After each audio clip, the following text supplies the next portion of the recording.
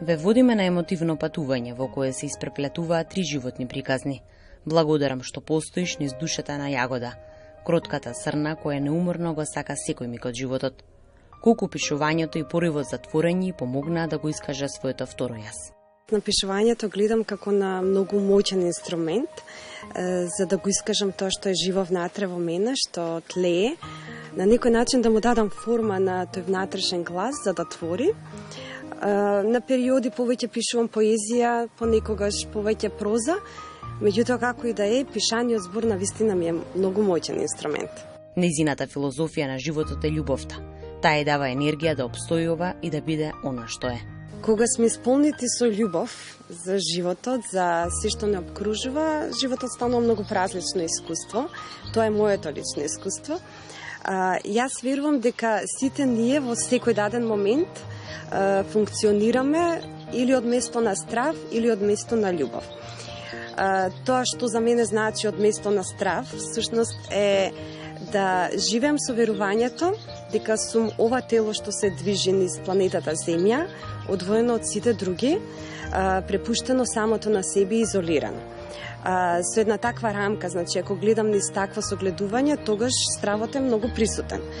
Меѓутоа, во истите животни околности, можам да погледнам дека, или да живеам всушност со свесноста дека моето постоење е дел од една поголема слика.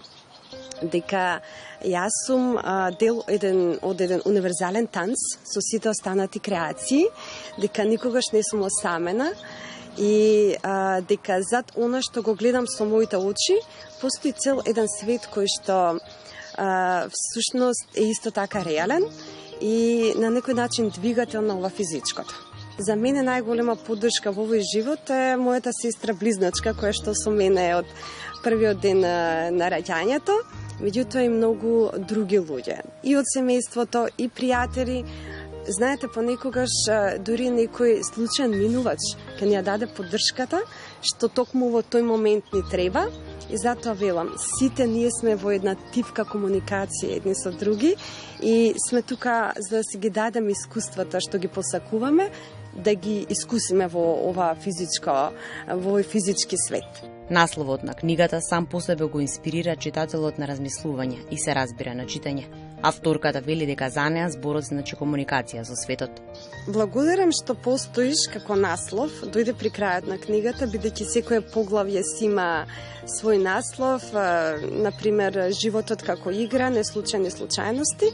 Меѓутоа, кога го запишав предпоследното поглавје, насловена како Ти благодарам што постоиш, во кој еден од ликовите, Бајан, доживувал момент на присутност и благодарност за се што ја обкружува, знаев дека тоа е тоа. Тоа е насловот кој што опишува каква порака споделувам во книгата. Инаку, содржински во книгата има три животни приказни на три ликови. Ела е едниот лик, таа е млада жена, вдовица, која што по смртта на својот сопруг потонува во тага, не сака да продолжи со својот живот, се до моментот додека тој не почне да ја комуницира од нефизичкиот свет и тоа да ја споделува духовни пораки. Значи, духовните пораки се преку ликот на Максим, кој што е починатиот сопруг на Ела. Вториот лик е Бајан, млада жена од Сирија, која што се доселува во Македонија, пребегнувајќи од семејната драма во Сирија. Таа е жртва на семено насилство, меѓутоа исто така и од војната. Третиот лик е Алекс. Тој е психолог кој што живее и работи во Скопје и ми е најстабилниот така карактерен лик во целиот роман. Тој има дете со паранормални способности да комуницира со нефизичкиот свет и тука е тој линк што ги поврзува сите ликови во еден роман.